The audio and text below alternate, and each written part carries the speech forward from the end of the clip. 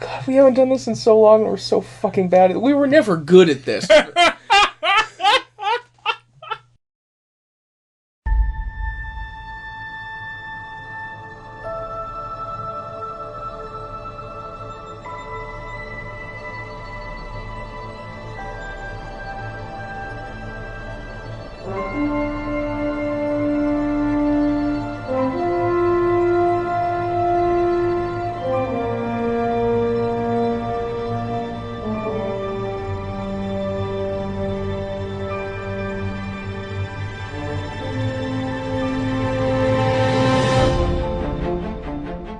This podcast is a member of the Place to Be Nation family. Visit us at placetobenation.com, the only place to be in your pop culture world.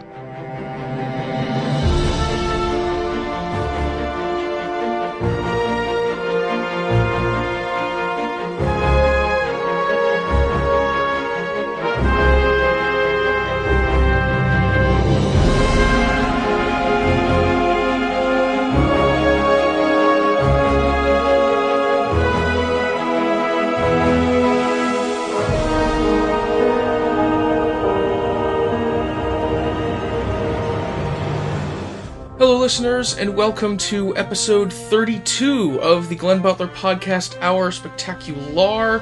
Here we are. It's January 2017. Glory be, there's Star Trek on TV, as Star Trek Discovery has premiered after a long wait. I am here, as always, with my brother, Mr. Scott Butler. Scott, there's a new Star Trek now. Is that a question? No. That's just a statement. We're just reveling for a second. You're just informing me? I'm just informing you. Did you hear? No. What's going on? Well, I do have a question for you. Have you ever maimed yourself to prove your loyalty? And if so, how?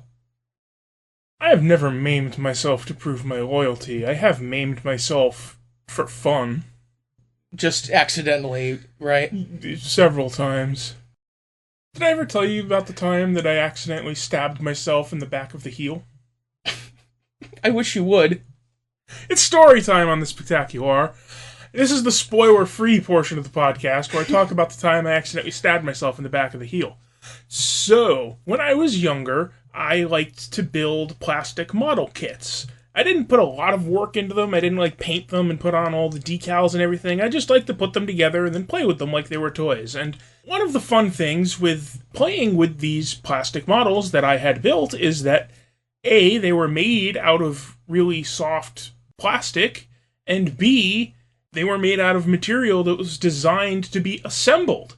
So you could quite easily smash them apart and then put them back together. And so this is one of the things that I liked to do. It's part of the fantasy, right? You have a lot of model spaceships and they get in a space battle. Yes. So anyway, at one point I'm playing around with them, and I have this little, basically a steak knife, but it was like a short serrated blade that I was using to, hack them apart when the laser blast hit the wing or whatever. And they make this special glue to put together the models. It's like special adhesive designed to work with the material they make these models out of, and it's called modeling cement. And I noticed on the tube of the model cement, it said, "Caution, flammable." And anyone that's ever worked with one of these models or put together a model, the cement is this really thick, clear goo. It's like Crystal Pepsi, the consistency of warm Jell-O. It doesn't look like something that's going to go whoosh and burst out in flame. And I'm like, what is this stuff like when you burn it? So I put a little bit on the end of my knife, and I had a match or a box of matches or something, and I struck a match and I tried to light the cement on the end of the knife on fire.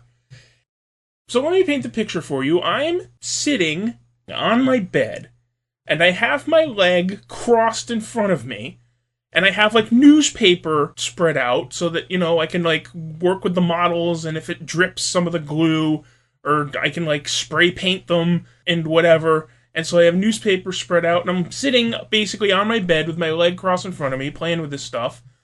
And so I put a little bit on the end of the knife, and I strike the match, and I try to light it on fire, and it doesn't really light on fire, it just sort of smolders a bit, it smokes a little bit, but it doesn't really do anything, and I was sort of staring at it like, oh, that's disappointing. Meanwhile, the match in my hand is burning down, and I'm not paying attention to it because I'm watching this model cement sort of shrivel and smolder. So the match that I'm clutching between my finger and my thumb burns down and starts to burn me, and I go, ah! And I startle, and I drop the match, and it falls right in front of my leg that I have crossed in front of me, on top of the newspaper that I have covering the mattress. And so I go, ah! And I jerk my leg back away from where I've just dropped this match. Except when I went, ah, and dropped the match, I also, dropped the knife that I was holding in my other hand with the little dollop of burning model cement on the end, and the match dropped right in front of my leg, but the knife dropped right behind my leg.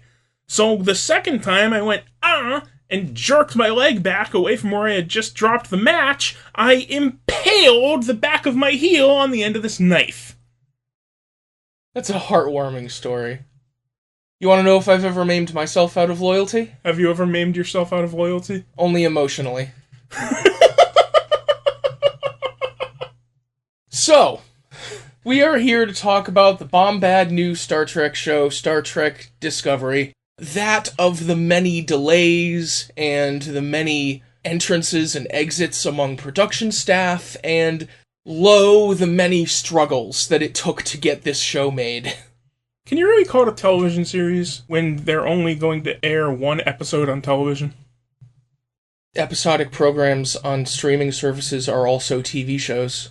But they're not on TV. They're web series. The face you just made when I called it a web series. Oh, that was great. What, like the Battlestar Galactica webisodes? Like other famous web series, like Homestar Runner, and Orange is the New Black, and Lonely Girl 15. It was sort of surreal seeing, because Star Trek, I mean, in the 60s, the original run was on NBC, but in my entire lifetime, even when Star Trek was huge, even when Star Trek was everywhere, Star Trek was never on network television. It was like the biggest show in syndication, it was the pilot show of a brand new network they were building. It was never on, like, a real TV station. You know, never before have I seen anything like Jim Nantz coming out of the ad break of the football game saying, coming up tonight on CBS at 60 Minutes, followed by Star Trek, and then an all-new episode of Madam Secretary. That was kind of surreal for me. Well, it is kind of surreal the way that the pilot episode fit into the CBS lineup. There was the football game, and then 60 Minutes, and then Star Trek, and then NCIS Los Angeles. You know, some of these are things I'm used to seeing or hearing about on CBS. So that was kind of surreal for me because, you know, my entire life Star Trek has been on syndication. It's been on, like, Channel 11 on Saturday afternoon. It's been on the UPN network. That was surreal. Watching a Star Trek ad on, like, fucking network television. That was something I've never experienced before. For me, obviously, like, this is the first, like, new Star Trek show of my adult life, which is a little strange. Like, it's not just this weird thing that I liked when I was a kid. Like, even more so than the movies, because Star Trek really lives on TV, right? I mean, a lot of the movies are good, and more of the movies are fine, but the franchise really lives on TV, and to have a new, like, TV show getting all of the publicity blitz that this thing has gotten feels a little weird. I think Star Trek on TV and Star Trek in the movies are very different things, and one of the things that bothers me is when people slag on the movies, judging them by the standards of the TV. So I think they are two very different flavors of Star Trek. The product you get in a 2-hour movie versus the product you get on a season of television. Yeah, well, we talked about this a little bit in a lot of our episodes that we did about the movies in terms of the sort of character time that you get in movies versus long-running TV shows, especially the time that you get for minor characters and like a whole ensemble, as opposed to ensemble movies being a little less common, especially in Star Trek. Well, I don't want to say anything more during our non-spoiler section.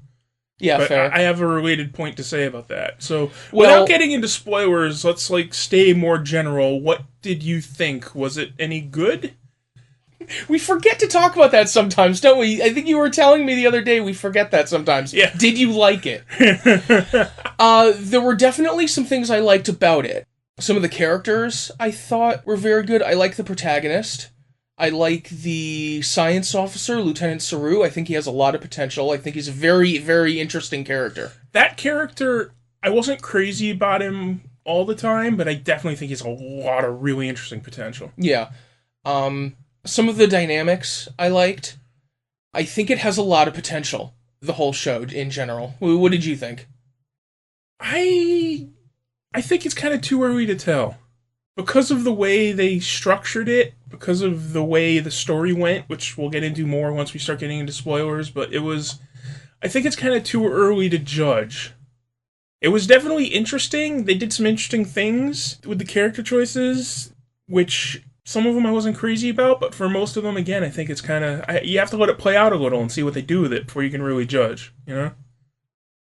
There's a lot of heavy lifting that a TV pilot has to do, and historically, Star Trek pilots have had a lot of heavy lifting to do, and sometimes they go about somewhat different ways of doing that. And I think this one was interesting because even more than the other modern era shows, so Next Gen, DS9, Voyager, Enterprise, even more so than any of those, the Discovery pilot had a hyper focus on the protagonist as very clearly the protagonist of the show. That's true. All of the other pilots are sort of focused on introducing you to the ship and the crew and all of the various crew. I mean, with the possible exception of the original series, but even that pilot introduces you to several characters. But this one, yes, it is sort of set apart that other than, Sanu, is that his name, Sanu? Saru. I'm thinking of Mohamed Sanu, the wide receiver for the Bengals. I have thought that, but not said it yet, so, you know. Other than, Saru and, a little bit with the captain that Michelle Yeoh plays, other than that, the focus really is on Sonequa Martin Green's character, and only that character. Really, the pilot is not introducing the ship, it's not introducing the crew, it's introducing her. Yeah, absolutely.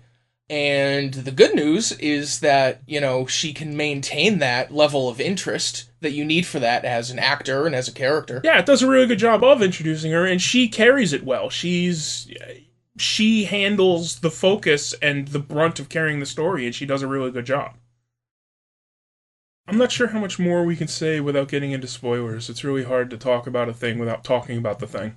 Well, we can talk about this more when we get into spoilers, but in general terms, I was pretty skeptical when they announced that this was going to be another prequel show, set, right before the original series, so kind of mining the gap between Enterprise and the original series in terms of canon. The canon. So I was a little skeptical of that in terms of how it would feel as a TV production and in terms of the room that they would have to work in terms of canon. How do you think they dealt with that in general terms so far? Is there anything we talk about that's not spoilers? Yeah, I think anything I say is going to be at least mild spoilers. Okay, let's transition into spoilers then. Okay.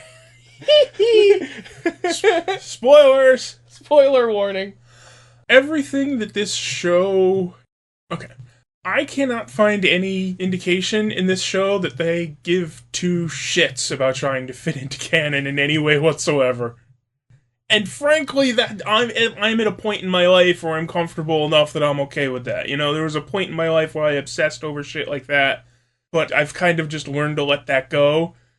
But I mean, everything from the design of the uniforms, the design of the ships, the design of the fucking Klingons, There is nothing in this show that tries to maintain consistency with the other shows, other than, like, the name Starfleet. I watched some of the videos that the people at trekmovie.com recorded at the showing that they did for the pilot episode in Hollywood, and one of the producers was talking about the role that Kirsten Beyer plays in the writer's room, where she apparently has often acted as sort of a friendly face of the canon police. You know, kind of gently saying, well, we can't do that because of something Enterprise did, and we can't do that because of this episode of the original series, and I had that in the back of my head when we were watching the first 2 episodes, and other than the scene where Commander Burnham tells them to target phase cannons and not phasers, I'm not sure how much they really paid attention to kind of the fine-grained distinctions there. Well, I guess we'll just jump right into this. So you look at the design of the show. The design of this show is the reboot. The design of the ships, the fact that they have a window instead of a view screen, even the camera angles they do, the weird angles from, like, underneath and stuff, all of those major design elements are straight out of the reboot. Wasn't a reboot. We did an episode about that already. Yeah, there's absolutely a ton of influence from the J.J. Abrams movies, especially that view screen. There's a lot of anachronism. I mean, there's literally a scene where the enemy ship shines a bright light, and they can't figure out how to filter it out.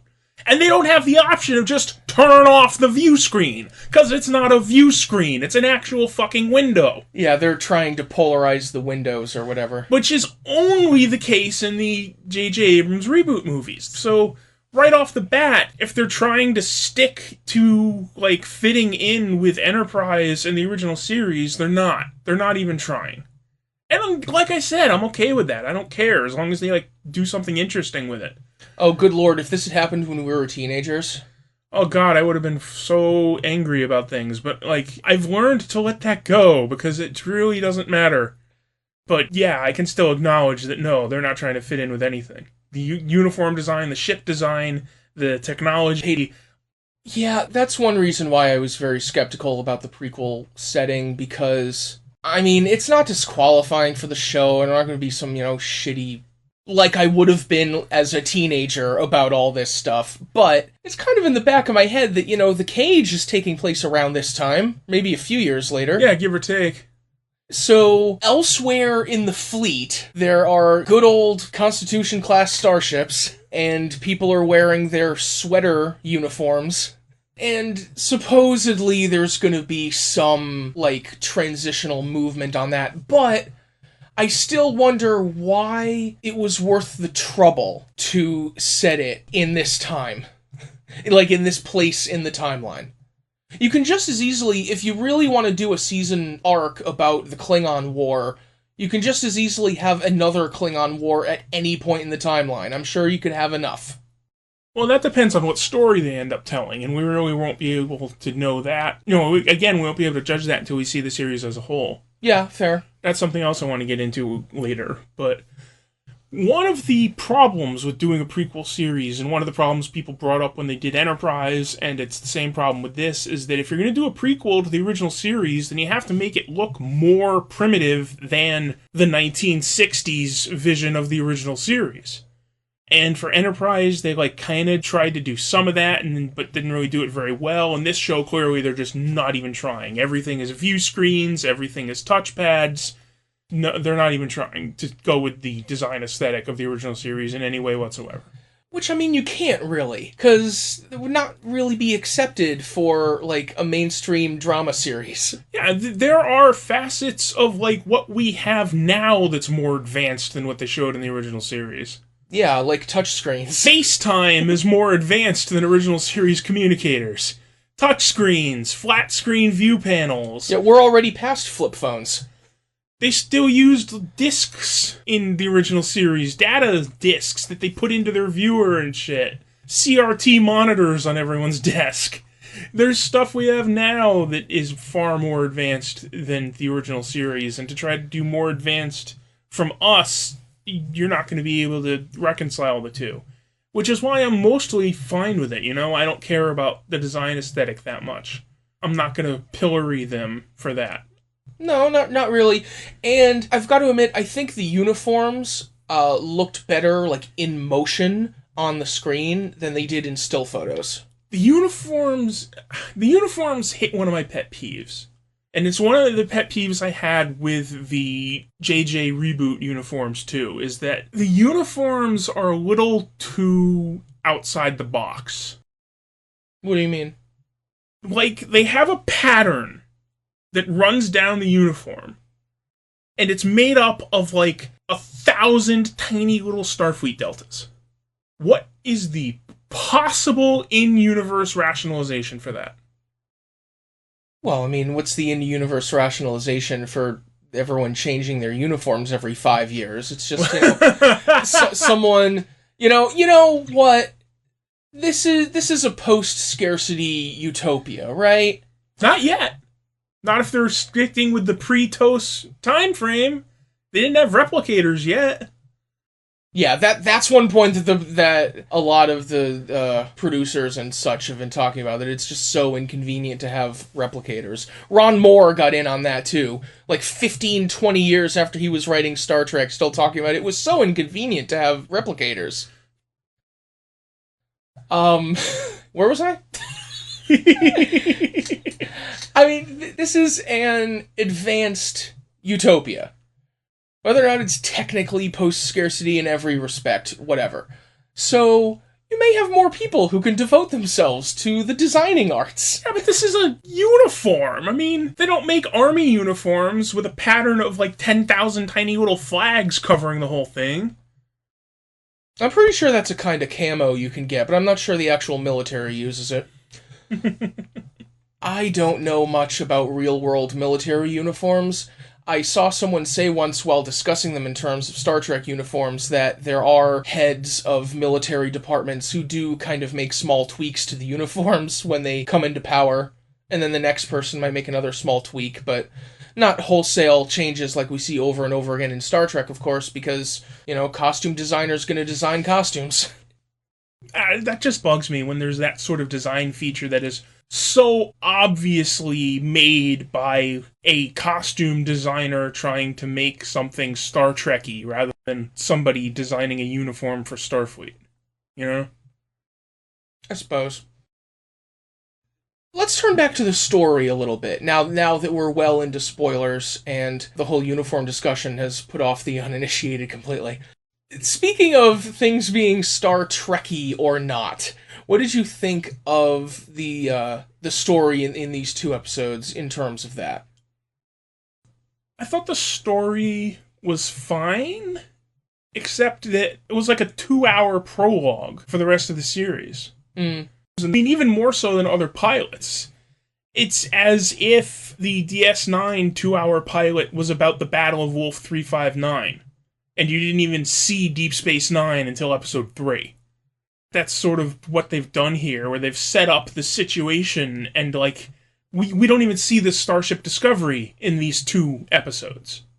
We spend 2 hours being introduced to Michelle Yeoh's Captain Giorgio, and then she dies at the end. We spend 2 hours being introduced to the crew and Michael Burnham's situation on the starship Shenzhou, and then they abandon ship at the end because it's been massacred in this battle. There's so little coming out of this episode that's going to be relevant to the rest of the series other than as backstory. And that's what this was. It was 2 hours of backstory. Most pilots are setting up what's going to happen. This was entirely backstory. Yeah, it's all informing characters. Whichever of the Shenzhou officers are coming back once we do actually get to the Discovery in the next episode, I think, and where Commander Burnham is, like, emotionally. And existentially, because she's got to get out of prison now. One of the things, in terms of being Star Trek-y as a story, One of the things that I kind of like in my Star Trek is when the characters express some uneasiness at having so much action and so many space battles. The whole "we're supposed to be explorers" thing, I think, is something that Star Trek's absolutely come back to again and again, but that's because it keeps having to, because people keep writing action episodes. Yeah. Well, I did like, I forget if it was the helmsman or the ops officer who's just, after the battle, he just sort of has his head in his hands, like, we're supposed to be explorers, why are we fighting? He's like, he is, it's like his world has just been shattered. Especially if, as they say, they haven't had pretty much any run-ins with the Klingons since Enterprise. You know, if life in the Federation has gone on peacefully, as life in the Federation tends to do, then yeah, when you're thrown up against a race like the Klingons, especially as they're being portrayed now, it is such a culture shock for a lot of these characters. Well, that's the main conflict that Michael Burnham has throughout the first episode, is that she's trying to tell these utopian pie-in-the-sky Starfleet people that, no, these are not utopian pie-in-the-sky enemies we've run into. And all the Starfleet people are like, why do you have to call them enemies? Well, yeah, there's a lot of kind of squishy dialogue about that, and the Admiral's message to the Klingons late in the second episode when the useless Admiral finally shows up was just so uncomfortable. They did a really good job of portraying, there's always an angle you can take where Starfleet's sort of desire for peace and desire for coexistence can come across as sort of arrogant and presumptuous and holier than thou. Yeah, the whole cultural imperialism side of it. And they did a really good job of portraying that, especially with the Admiral, but even with Captain Giorgio. Even her message, when she literally ends the thing by saying, "We come in peace," you just want to slap your forehead and go, "Oh God, can you hear yourself?" Especially since the enemy of the episode is a man who wants to make Kronos great again. Yeah, he wants to keep the Klingons Klingon. Yeah, Kronos for Klingons. Which is another character, the Klingon leader T'Kuvma, who I saw a ton of, like, promo material about him and character bios about him, and he's also dead at the end of episode 2. I really wonder, since they invested so much in T'Kuvma and Captain Giorgio and the Shenzhou just as a setting, I really wonder if there might not be, like, significant additional flashbacks. Well, that gets into another possibility for when we get to the end of the story. Make a note of that when we get to the end of the episode and talk about, like, what's going to be in the rest of the season, because I have a wild-eyed theory about that. So what did you think of the mutiny? Because I've seen a lot of people who cite Gene Roddenberry's old Next Generation era edict that we don't have conflict between Starfleet officers, or we don't have conflict between officers on our ship, because these are the elite of the elite, and they wouldn't let people that have that kind of conflict onto this ship. Which a lot of the TNG and DS9 writers, the TNG writers considered that to be basically handcuffs on them trying to come up with a story, and the DS9 writers tried to get around it by introducing a whole slew of non-Starfleet characters that people could have conflicts with, and the Voyager writers got around it by introducing a whole slew of Maquis characters that the Starfleeters could have conflicts with, and the Enterprise writers brought in the Vulcans that the Starfleeters could have conflicts with. So what did you think about starting right off the bat with a mutiny? That was definitely a shock. I'm kind of two minds about the old Roddenberry rules, because, I mean, they were wholesale inventions for Next Generation. Oh yeah. It absolutely did not exist in the original series. And they were pretty spotty even in Next Gen. At times, yeah. Lately, I've been reading the 50-Year Voyage books, the sort of oral history of Star Trek, And I just finished the original series and movie era book and started the Next Gen and Onward book. And there is a lot of myth-busting about Gene Roddenberry in those books. There are a lot of people talking about the kind of, I don't want to say duplicitousness, but the ways in which he could be a Hollywood producer first and a utopian second. Well, he didn't even really become a utopian until the 70s. Oh, yeah, absolutely. A lot of that came about when he kind of believed his own publicity during the convention era in the 70s. Yeah. And some of it came to fruition on the first movie, and then they kicked him off the movies, and then a lot of that came to fruition on Next Generation, including the rules or handcuffs or whatever people referred to them as about conflict between the characters. And I see where he's coming from, even then, in terms of utopian storytelling, and in terms of one blogger that I read sometimes calls it a utopian conflict resolution, where things can be resolved in ways other than the ways they're always resolved on every TV show. And I can see the point of not having to have Captain Kirk get in a fist fight at the end of every episode. You know? At the same time, it does strain credulity a little bit. So I was expecting them to go with something a little more like the DS9 model. Not exactly in that there are going to be a lot of non-Starfleet, non-Federation characters, but more in that a lot of the characters are going to be fleshed out characters with their own perspectives, and sometimes those perspectives come into conflict. The mutiny itself, like I said, was a shock. I can definitely see that turning some people off of the character, because it is so ingrained in Star Trek, the idea of the chain of command. It's one of the more military things that they integrate into the show. And they have the scene that they've had in pretty much every Star Trek show at some point, where the first officer is making their case, and then the captain says, out here, come with me, how dare you question me in front of the crew? It's not even just the chain of command. I mean, the chain of command does get a lot of respect in Star Trek, but even over and above just the chain of command is the demigod mythical position of captain of the starship. Yes. You don't go against the captain.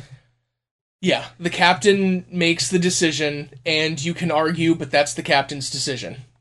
I mean, even above and apart, because there's lots of Star Trek that's about going against the chain of command. Star Trek 3 is about going against the chain of command. Well, Star Trek 4 is about going against the chain of command. Picard goes against the chain of command. Data goes against the chain of command sometimes. There's lots of Star Trek that's about going against the chain of command. It hardly even... But you never go against the captain of the ship. Yeah, does it even count as going against the chain of command when it's an admiral? But yeah, definitely. And even more so given the relationship that these episodes spend so long hammering home between Georgiou and Burnham. Yeah. The friendship, the mentor relationship that so many of the captains in these shows have with members of their crew, which they showed a little bit in the scenes with the two of them and Lieutenant Saru, where they're all kind of sniping at each other in a friendly way like you do on a Star Trek show. So I think the mutiny was meant to be a shock, obviously, and was meant to show the depth of Burnham's feeling that when she is absolutely sure of something, reinforced by her Vulcan education, so when she is absolutely emotionally committed to something, and when she is absolutely logically certain about something, that idea cannot just be ordered away. I think the way they set up the situation is really interesting, because the rest of the episode, or the rest of the two episodes, sort of shows that she was right. That just sitting there and sending out friendship greetings and waiting for the rest of the Klingon fleet to arrive was absolutely the wrong thing to do. But at the same time, she's clearly overly emotionally involved in the situation And you cannot trust her judgment. She is completely, to quote Reboot Spock, she has been emotionally compromised by this situation involving the Klingons, and her judgment cannot be trusted, as shown by the fact that she betrays her friend and mentor and captain. But she's shown to be mostly correct at the end. She does have the cultural understanding to know that when you're dealing with the Klingons, aggressiveness is usually a plus. And maybe that's one undercurrent of it, too. I mean, they do kind of hammer home that they have not had any encounters with the Klingons in a long time, and so people Yeah. which again... I mean, the only people who are alive who would be old enough to remember dealing with the Klingons would be the older Vulcans, and apparently the Vulcans are the only ones that actually do know how to deal with them. Yeah, that I found interesting, because if the Vulcans are around, and the Vulcans know how to deal with it because they already did it, and Starfleet and the Federation had some conflicts with them, people forget over a certain amount of time, but you'd think that it would be part of people's education and part of people's, like, background knowledge. Well, I think the strong implication is that whatever education and background knowledge they had has been overridden by their pie-in-the-sky utopianism. Can't we all just get along? Yeah, and how does that interface with the contemporary metaphor of being too soft in the face of people who, again, want to make Kronos great again? Maybe being not quite aggressive enough to people who only understand aggression. I found it really interesting the way they redesigned the Klingons. Yes. This is my impression of it, and I don't know if you shared my impression, but my impression of the makeup redesign is basically that they've chosen to address the controversy of whether or not the Klingon makeup constitutes blackface by just literally making them black and gray, rather than any shade of human skin. Well, they did have various shades, and... Yes, but no shades of brown. Were there none? Everyone I remember seeing was some shade of gray, or black, or the one albino. Yeah, they had the albino, and Tecumseh was just straight up, like, completely black. And, yeah, they did have a lot of different shades. And they introduced colorism among Klingons, which was interesting. Well, they had the albino Klingon on DS9, the one that Kang, Korn, Koloth, and Dax went after. Right. Klingons have never struck me as the most, open, accepting people. Yeah, see, you could really go either way on that, depending on whether you want to portray the Klingons as allies or as enemies. If you're portraying them as enemies, then any difference makes you less of a warrior and you are rejected from my house. And if you want to portray the Klingons as allies, such as in DS9, you have scenes like the scene where Martok and Worf talked about people fighting mental illness as a great warrior's struggle. Where that kind of equalizes things. Where whatever struggle that you have, as long as you confront it honorably as a warrior, then you are honorable to them.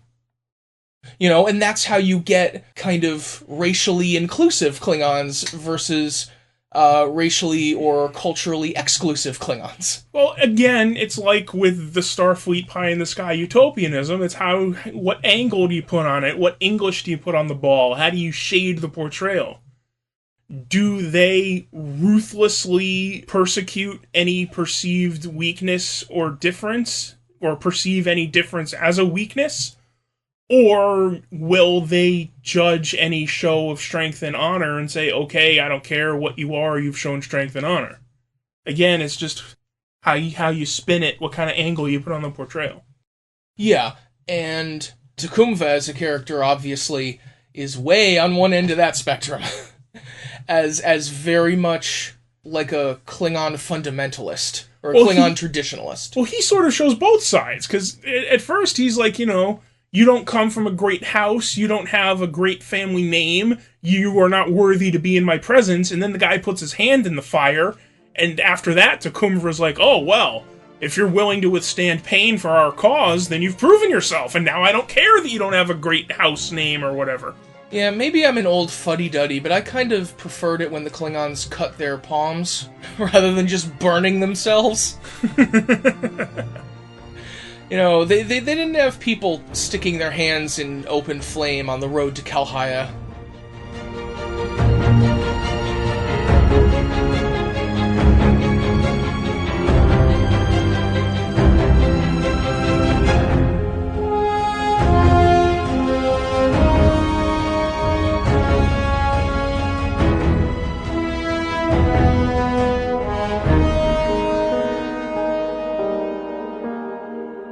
Promotional consideration paid for by the following. Hey, pro wrestling announcer Kevin Kelly here. I want to make sure you are all subscribed to all the great feeds here at Place to Be Nation. It's really easy to do. Just head to iTunes or your preferred podcatcher app today and search and subscribe to the Place to Be Nation wrestling feed, which of course includes the full archives of the Kevin Kelly Show, the Place to Be Nation pod feed, and the Pro Wrestling Only feed. Subscribe, listen, and then rate us and leave feedback today.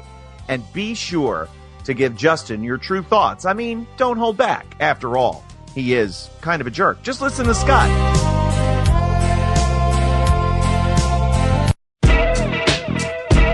Place to Be Nation's JT Rosero and Chad Campbell here. We want to let you know that we have a ton of great podcasts available to you on iTunes, Stitcher, Google Play, and PlayStation.com, and we offer those to you on 3 great feeds. On the Place to Be Nation wrestling feed, we bring you the Mothership, the original Place to Be podcast, as well as Main Event, Lucha Afterground, and our monthly pay-per-view reaction shows, as well as the Our Vantage Point podcast and Jeff Learns Wrestling. In addition to these full-length shows, we also deliver quick-hit pod blasts on topics old and new.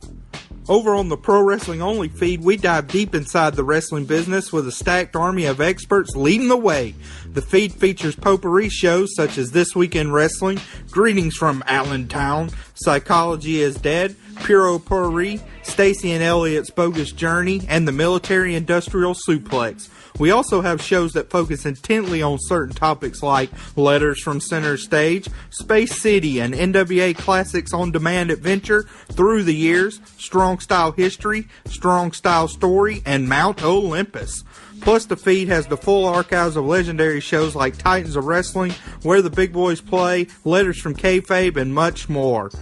And on our popular Place to Be Nation Pop podcast feed, we offer such great shows as the Glenn Butler Podcast Hour Spectacular, Rank and File, PTBN Dadcast, Go Home in a Box, NBA Team, and Lucha Undead, as well as a veritable podcast heaven for comics fans with the Hard Traveling Fanboys, Sellers Points, Todd Weber's Conversation, Geek and Sassy, and Imaginary Stories podcasts. You can find all of these current shows plus archives of our past podcasts, including The Kevin Kelly Show, as well by subscribing to all of our feeds on iTunes, and while there, be sure to rate and leave feedback as well. All of these shows, plus others available on PlaceToBeNation.com, where we cover pro wrestling, sports, movies, comics, plus in-depth stretch projects and more. Be sure to support our site by using PlaceToBeNation.com/Amazon when shopping online, and download our free PTB Vintage Vault Refresh ebooks via the links on our site. We also want to thank our friends at Bonehead's Wing Bar in West Warwick, Rhode Island, and Fall River, Massachusetts, TheHistoryOfWrestling.com, and Scott Keats' Blog of Doom. Be sure to follow us on Facebook, Twitter, Instagram, and Tumblr as well. PlaceToBeNation.com, the only place to be in your pop culture world.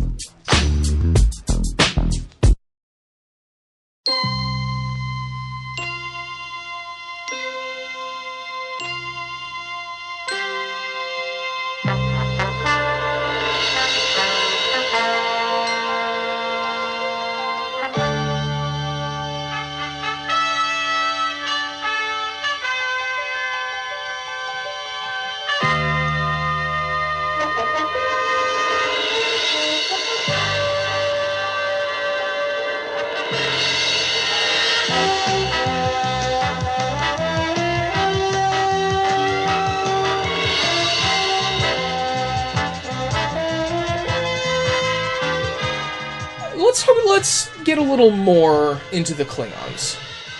Again, in terms of the design aesthetic of this show, that's something that's been somewhat controversial. What do you think about the Klingons? What do you mean by design aesthetic? You mean their outfits, or the makeup, or the new sort of portrayal of the intensely spiritual sect of Klingons that we're introduced to? Well, the spiritualism I thought was pretty interesting. The new burial ritual I thought was very interesting and very in keeping with what these Klingons are. The sort of ship encased in sarcophagi to let Sto-vo-kor know that all these warriors are coming, I thought was a really neat visual. The makeup and the costumes are going to take some getting used to, I think. Well, just because they didn't change the Klingon makeup or costumes between 1979 and 2005. Exactly.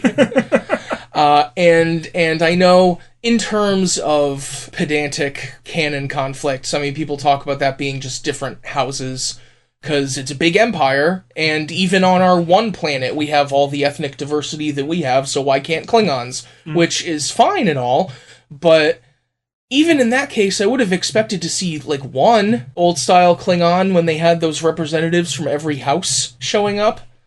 Maybe that would have stood out too much. Again, this is something I obsessed over when I was younger and now just mostly don't care about. I mean, okay, so the Klingons look different. Basically. Captain Kirk in Where No Man Has Gone Before looks different than he does in Star Trek Into Darkness. I've reconciled myself to these things. Okay. The best explanation of the Klingons was in Trials and Tribulations. They are Klingons, and we do not discuss it with outsiders. That was absolutely the best explanation of any... That was absolutely the way to handle that controversy. Yes.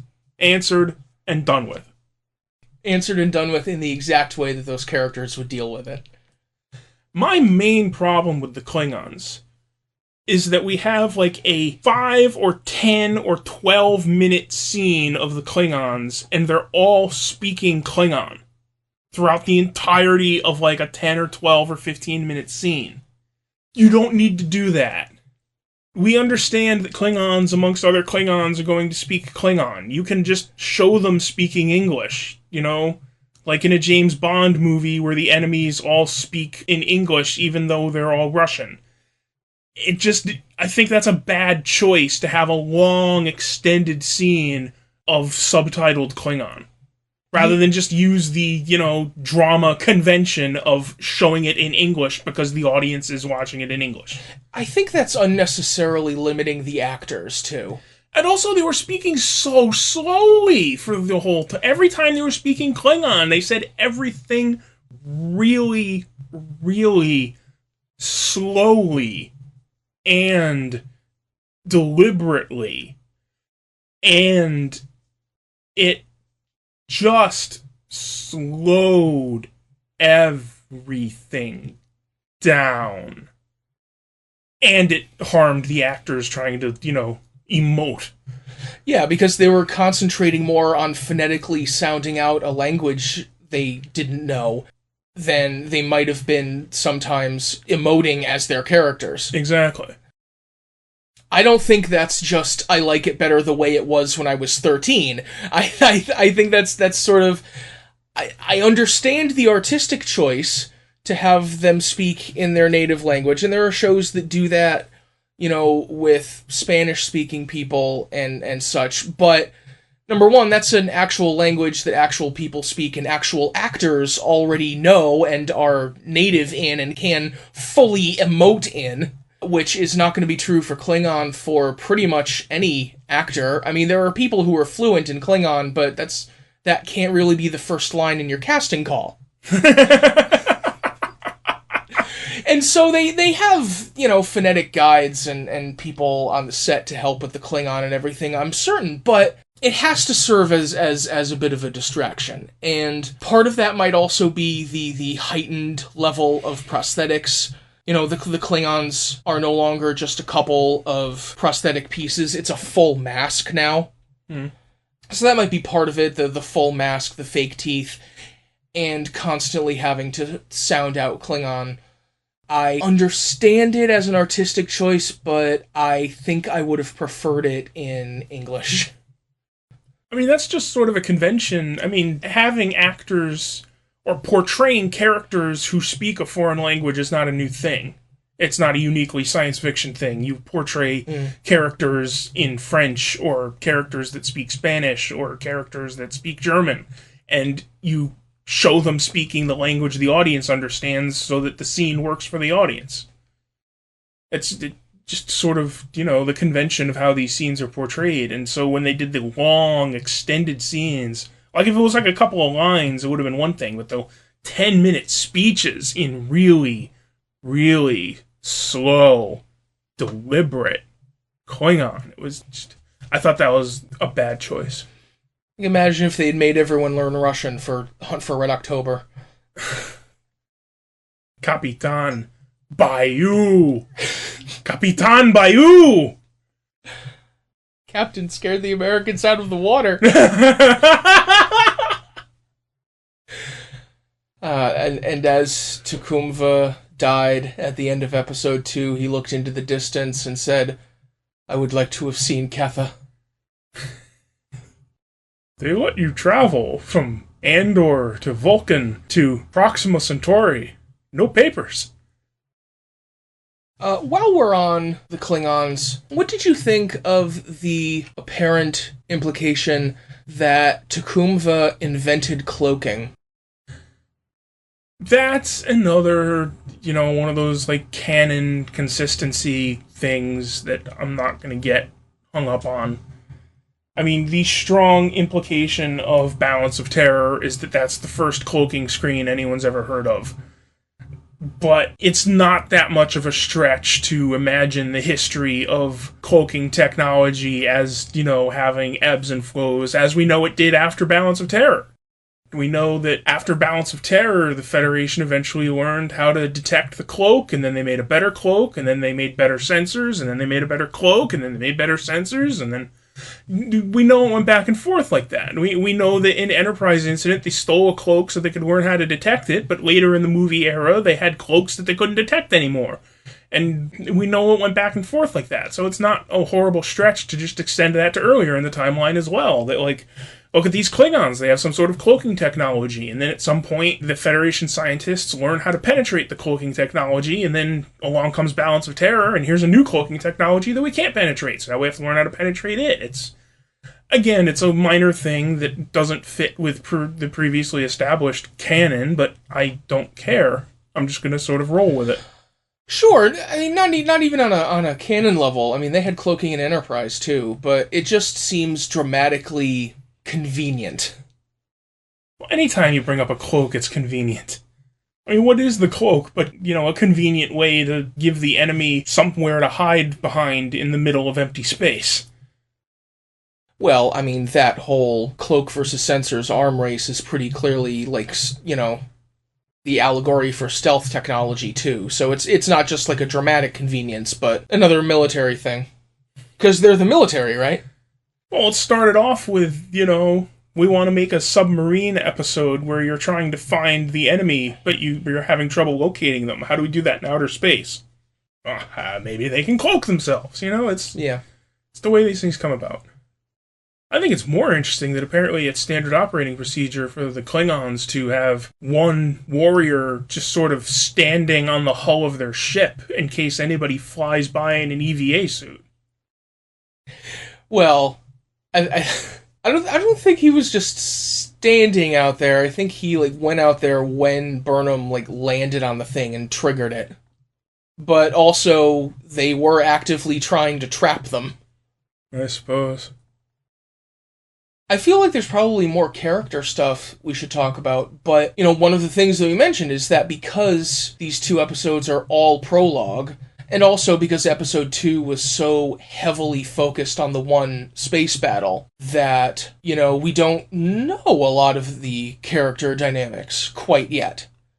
Because there are a lot of characters that we haven't gotten to yet in the whole USS Discovery setting. Well, I think Saru is still going to be around. Somehow he winds up on the Discovery as well. Yeah. I don't know that any other characters are still going to be there. I don't know that they won't, but I don't know of any other characters that are still going to be there the rest of the show. I don't know. Because, I mean, they could provide a rich and detailed backstory to pretty much anyone. There was the Lobot-looking cyborg guy on the Shenzhou bridge. There was Lieutenant Daft Punk. So, before we wrap up and talk about the rest of the season, let's talk about the big space battle in episode 2. It was a little bit of culture shock, I'm not sure if that's the right term, for me, seeing a Star Trek space battle, of two fleets in the way that you would have it in a modern mainstream TV series, Because in Star Trek it's always been, limited by budget and effects limitations and all of that. Even in the later seasons of DS9, when they did large battles, there were still limitations to it. And this one felt a lot more modern, absolutely, because of a lot of the sort of cinematography of it, the direction of it, some of the influence of the JJ movies, again, in terms of how you visualize the starships moving around. Everything of that was all from the JJ movies, from the way the phasers worked, the phaser bolts instead of the solid beams, to the effect of coming out of warp or going back into warp, just the way they showed that was straight out of the movies. That whole thing was straight out of the movies. I want to question, did it feel more modern because there's a way a space battle feels modern, or did it feel more modern just because it was similar to the movies that have come out in the last few years rather than the TV shows from 25 years ago? Even the JJ era movies never had a, fleet versus fleet battle. No. That's a very different thing that we haven't had, I think, really, since DS9. No, they never did fleet, but all of those effects, the weapon, the way weapons looked and the way the weapons worked, and that, shotgun blast effect of dropping out of warp, that's all straight out of the movies. Yeah, absolutely. I don't know, I think about some of this stuff and I feel like an old fuddy-duddy. Looking at the design of the starships and thinking, I don't really like any of those. And then thinking, I haven't really loved a new starship design since 1994, I think. Since probably the ships in the Next Gen finale. I mean, the Defiant was good. I grew to like the Defiant, but I didn't love it at first. Yeah.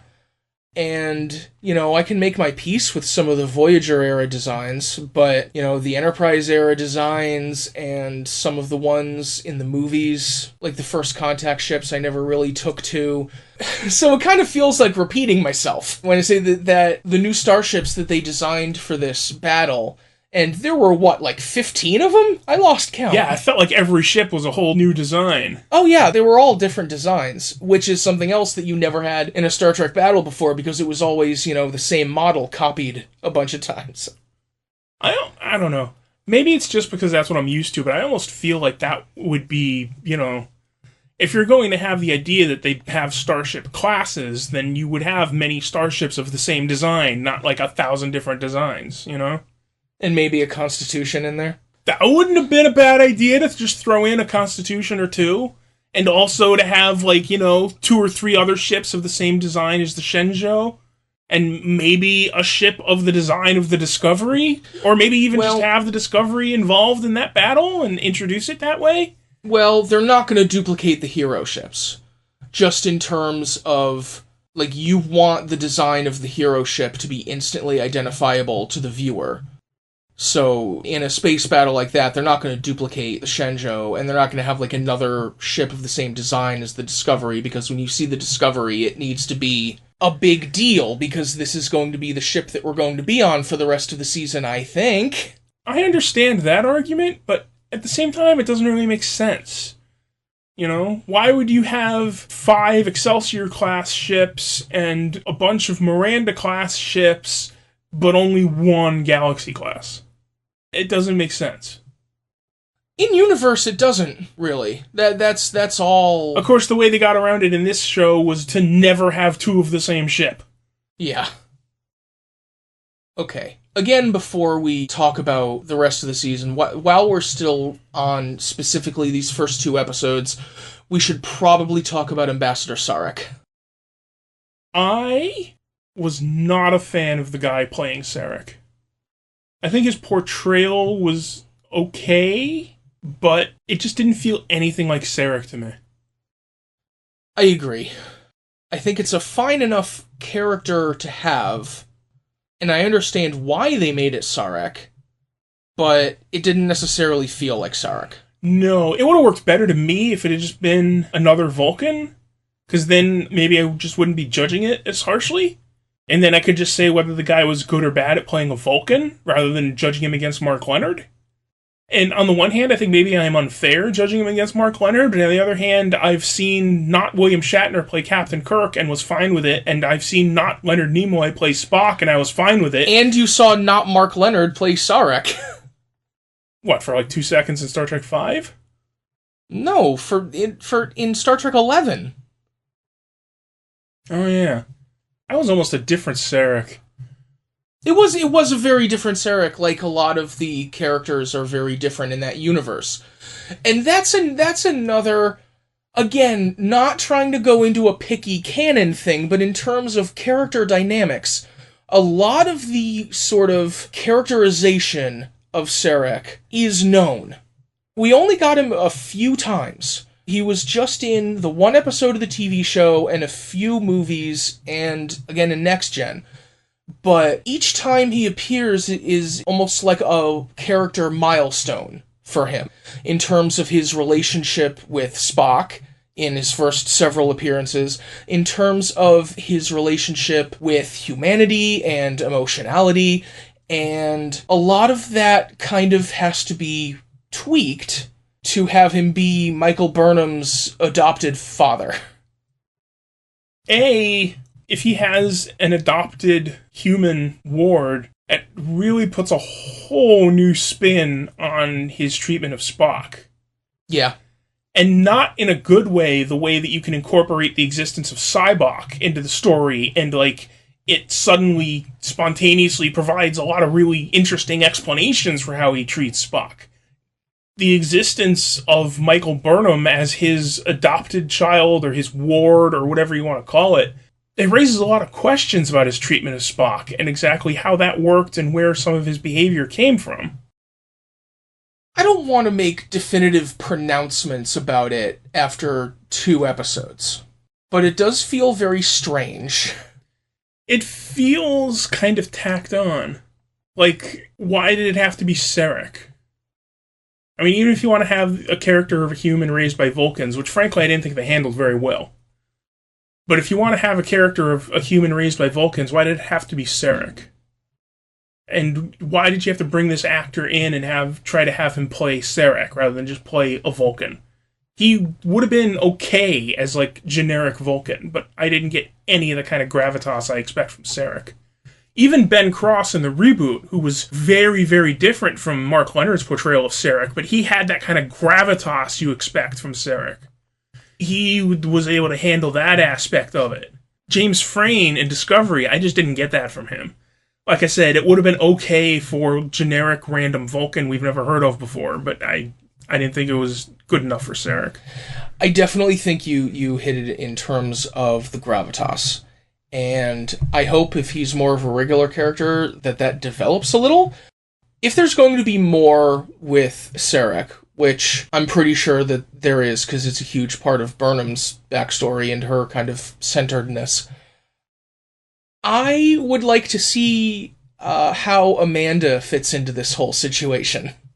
Because, good point. I mean, I think she would have been pushing to take care of this child. I mean, that's an aspect of the whole Cybok thing, too. I just wonder about Amanda's perspective on all this. Does Amanda agree that the way to treat a child with emotional trauma is to teach them to suppress all emotion? Right. And also, what's with Giorgio in the flashback scenes where she's, like, shaking her head in dismay that this human has been taught the Vulcan ways and you need to come back among your own people? Like, that rubbed me way the wrong way. Ooh, fair.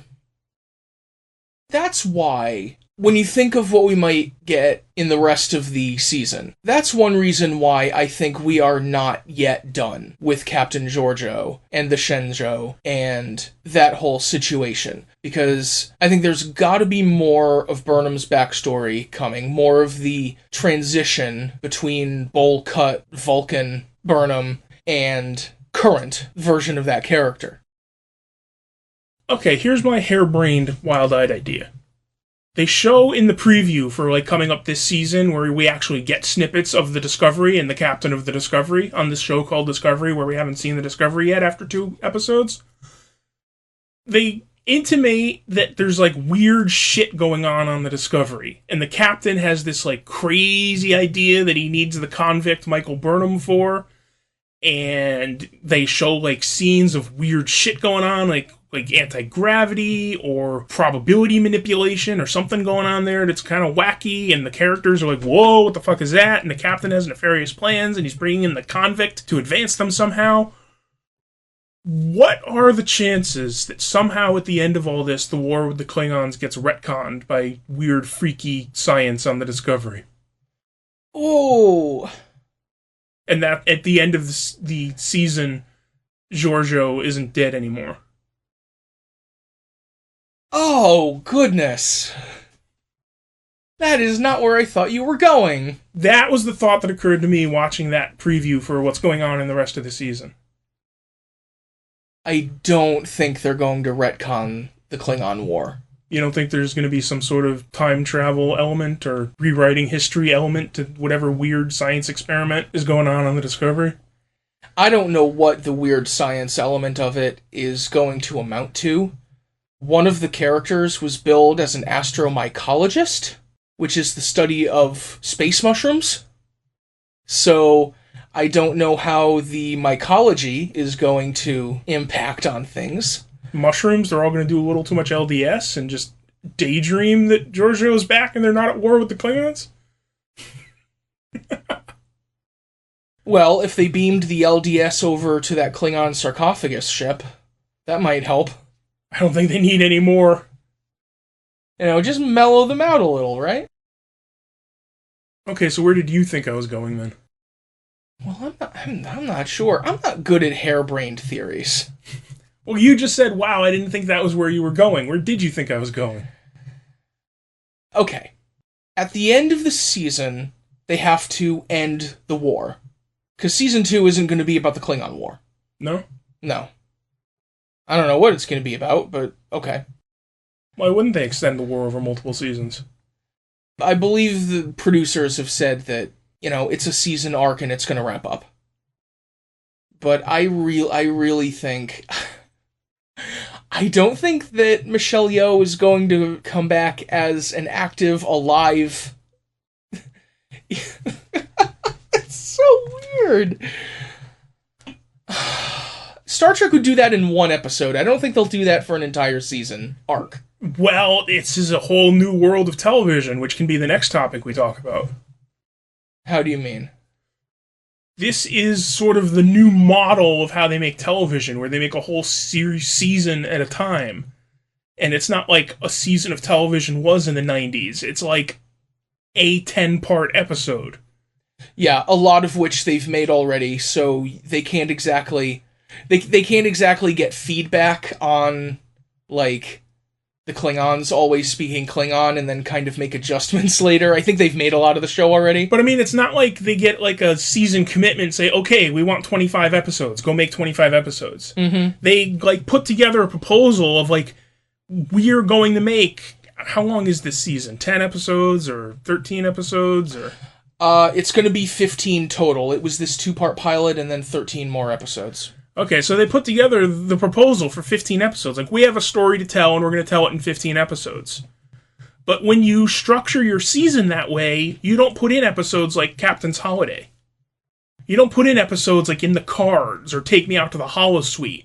When you structure your season that way, you don't put in episodes like Duet or The Inner Light or anything like that. When you just have to fill X number of episodes and you're trying to come up with ideas, well, we need 2 more episodes, what are we going to do? That's how you come up with stuff like that. When you're telling one story over the course of a number of episodes, you don't have those sorts of extraneous things.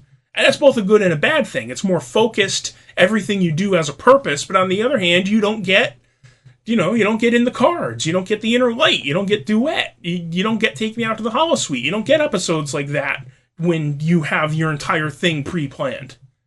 That's one of the things that I was talking about with my boyfriend after we watched the show, because the only other Star Trek show he's seen in its entirety is DS9, and he loved it, and he watched Discovery with us and said, well, that's not much like DS9.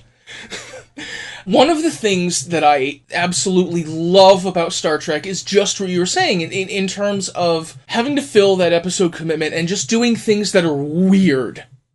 Like, we have our very serious characters in our very serious spaceship and our very serious overarching issues that they're examining in any given episode, but this week they all play baseball for a while. Yeah.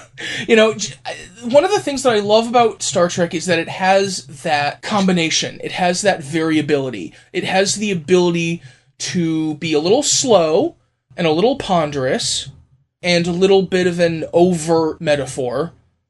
And it has the ability to just be weird sometimes. And I really hope that this show develops the kind of family mentality that they do with the crews on a lot of the other shows, and the ability to just do weird shit sometimes.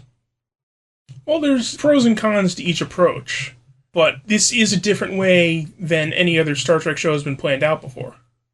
Yeah.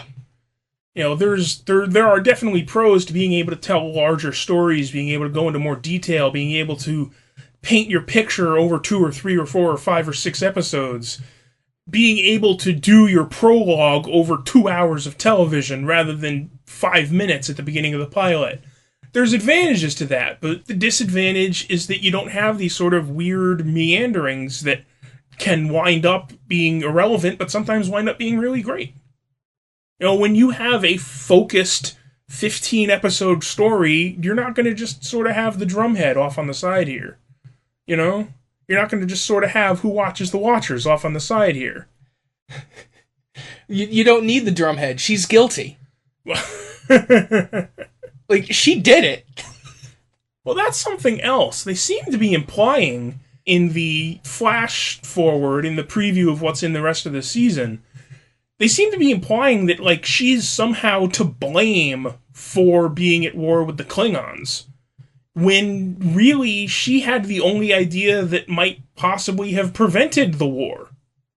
Right, but if everyone else, or most everyone else in the Federation, is in kind of a naive mindset that you were talking about before, then they might not be so receptive to her case for, we had to attack, I was doing what I needed to do to get us to attack, and would concentrate a little more on, you killed one of their warriors and this entire war is about them avenging their warrior.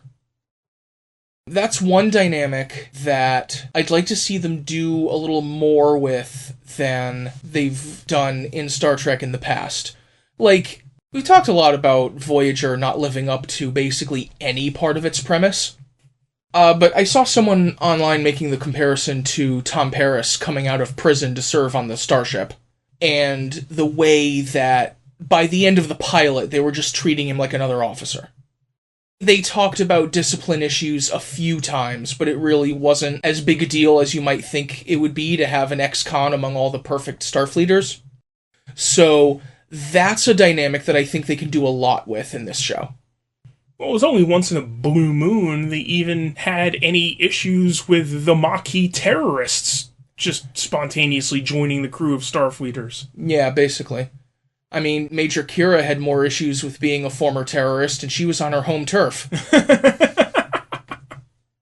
So, that's definitely one dynamic that they can make a lot out of. And again, whatever is happening with the weird science, and whatever is happening with Captain Lorca's esoteric planning, there's a lot. There's still a lot to introduce. I mean, it's because we haven't gotten onto the ship that the show is named for yet. Right, well, we'll get there. In theory. I don't know, man. We saw Deep Space Nine pretty early on Deep Space Nine. We saw the Starship Voyager pretty early on Voyager. Yeah, but that was a different time. A time that they will deprive us of. Anyway, I feel like maybe we've bagged on the show a little too much just because that's... What we do? Well, to an extent that's what we do, and to an extent it's easier to talk about that. But really, like I said at the beginning of the show, I really think it has a lot of potential. I think so far, almost all it has is potential. Because, like I said, we've only seen the prologue. We haven't even seen Chapter 1. That's true. That is true. But I mean, quite literally. I mean, I feel like I've said this several times, and maybe I'm harping on the same point over and over again. Maybe this is my dreadfully dull of this episode, but the show is called Star Trek Discovery, and we literally haven't seen the Starship Discovery yet. So, literally, the story hasn't begun. Whatever story is going to be happening is going to be taking place on a ship that we have not seen yet. I mean, we've talked about a lot of irrelevancies. We've talked about the makeup and the costumes and the, ship designs and whatever, but it's hard to judge a story when we haven't even seen Chapter 1 yet. It's also sort of a consequence of the new way of doing television, where this is a story. It's not like at the end of the DS9 pilot you say, well, okay, they can tell a lot of interesting stories given the premise that they've just set up. We know they're telling a story, and we haven't seen the beginning of it yet. Well, I'm still pretty optimistic to see it. I think they've set up some interesting things. How are you feeling? Are you optimistic about the show? I don't know if I'd say optimistic. I'm open to it. I'm looking forward to it. There wasn't anything bad about anything they've shown so far. It's just, I can't give it a grade yet. I have to give it an incomplete, So I can't really say, oh, this is great and what's coming up next looks really interesting. I need to see Chapter 1 before I can make any kind of judgment about this. Well, let's talk a little bit about the score, because I know that's something that I was thinking about a lot leading up to the premiere of the show, especially after they posted a video of the composer Jeff Russo actually recording the main title for the program, which was probably the most notable piece of music in these first two episodes. I'm not sure that I caught much of the score otherwise. That might just have been because it's the first time watching it and you're concentrating on a lot of things at once. But it didn't really kind of stand out other than that. So what did you think of the music insofar as you kind of took it in these episodes? The music was fine. There was nothing wrong with it. It was good for what it is. I'm looking forward to hearing more of it, and I'm looking forward to the soundtrack they'll probably release at the end of the series, which they do now for a whole bunch of television shows, which they didn't do for other Star Trek series, so that's an improvement. I did notice they used the main theme or variations on the main theme several times, and I like that. That was always sort of a bugaboo in the Rick Berman-produced era of Star Trek television, that he didn't want them reusing any themes. He didn't want anything recognizable in the music, and so I liked that they brought variations of the theme in several times with several different variations. Again, I didn't notice any other themes, just on first blush. That was the only theme I was familiar enough with to pick out when they used it. But yeah, I liked it so far. The main theme, I think, is interesting, because the beginning sounds a lot like the animated series theme to me. And then the main body of it sort of reminds me a lot of Jedi Steps from Star Wars The Force Awakens. So that's sort of interesting. I mean, it hits you right away with the Alexander Courage fanfare. Yeah, they have that at the beginning and the end. They have that at the beginning and the end of the main titles, and the one bit of score from the body of the episode that really stood out was when they brought in the Courage fanfare again, when the Shenzhou kind of emerged from the clouds at the beginning on the desert planet, to really kind of hammer that home right at the beginning that this is Star Trek, this is the world that you're in. Really kind of using that musical language to hammer that home. The main body of the opening titles, I mean, ever since you told me you thought it sounded like the Jedi Steps, that's all I can hear when I hear it anymore. So thanks. I think it's really funny because ever since you told me that I've ruined it for you that now you can't hear it without thinking of the Jedi steps. Now I can't hear it without thinking about how I've ruined it for you. Like, the main melodic portion of it sounds quite a bit like the Jedi steps. Before that, between the Alexander Courage fanfare and the main melody that sounds like the Jedi steps, there's a section that sounds quite a bit like the music for the show Fringe. Really? Which was done by Michael Giacchino's associates. Chris Tilton did the last several seasons, and a few of Giacchino and his associates did season 1. But the string ostinato leading into the main portion of the melody sounded quite a lot like a couple of pieces from Fringe. So, even in those terms, it's kind of in the musical lexicon of, once again, the J.J. Abrams aesthetic. Well, we keep sort of going back to the idea that television production has changed since the mid-90s. In that it's a lot more cinematic. Yeah, and the score work for television series is a lot different now. Which is, one of the reasons why so many series have soundtrack CD releases now that, you never would have dreamed of that in the mid-90s. But they put a lot more work into scoring shows now. I mean, in the 90s when they were doing, bland wallpaper as the music to Rick Berman produced Star Trek, how many other shows even had a full original score every week? Yeah, for a while, I mean, Star Trek was the one that kept doing that for a long time. And it's easy to bag on the Berman-era wallpaper, but I own quite a few discs of that music now. It had its moments. There were some highlights in there. Yes. I'm not saying it was all Drek. I'm just saying that he wanted it to be all Drek. Fair. The composer, Jeff Russo, is someone that I wasn't very familiar with before he was announced for this show. Most people who keep up on television would know him from the Fargo TV series and Legion. I listened to the 4 combined albums put out for those shows before Discovery premiered, and there was a highlight here and there. He didn't really leap out as like a composer to watch in all capitals, but again, there's potential, and I'm optimistic. It's hard for me to judge television scores because I'm so used to film scores. Yeah, fair. And even among film scores, I generally bag on, like, regular run-of-the-mill dramatic scores that don't have, like, a giant action set piece to score, All my judgments of scores are comparing it to, like, Star Wars and Titanic and Star Trek scores and Superman and big things like that, Yeah. So even trying to judge the score of, like, a regular drama, like what gets nominated for the Oscars, it's not really my wheelhouse. And on television, it's just so... A, your turnaround time is so much less than it is on a film. B, there's just so much more material. You're scoring 15 hours of material, not 2. So television, by its nature, sort of becomes more rote and repetitive than a film will be. Because it's episodic and it's so much longer than any individual film.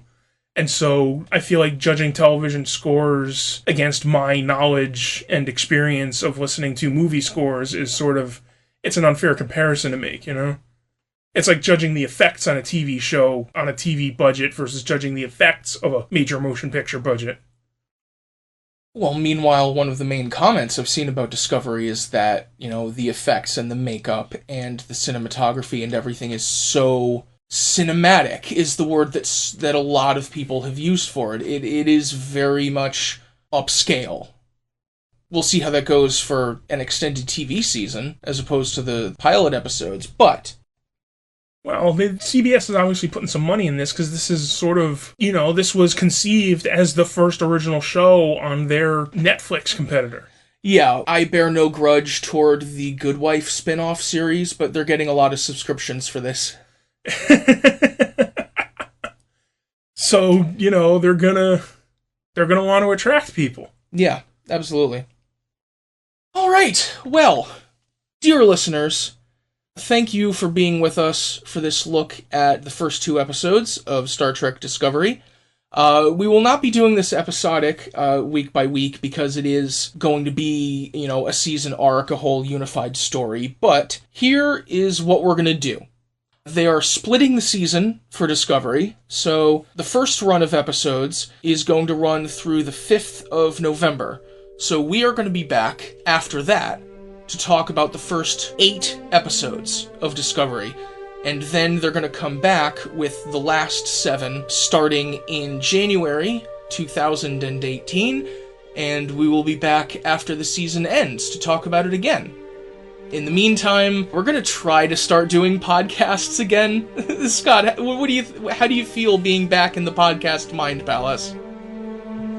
We keep having ideas of episodes we should do and then not doing them. Yeah, because it would require, effort. But I'm glad that we were able to do this one. Thank you very much to everyone who asked if we would. There were a few. Well, this is our wheelhouse. Yeah, exactly. So, thank you very much for listening. Scott, thank you for all that you do. And we will see you next time.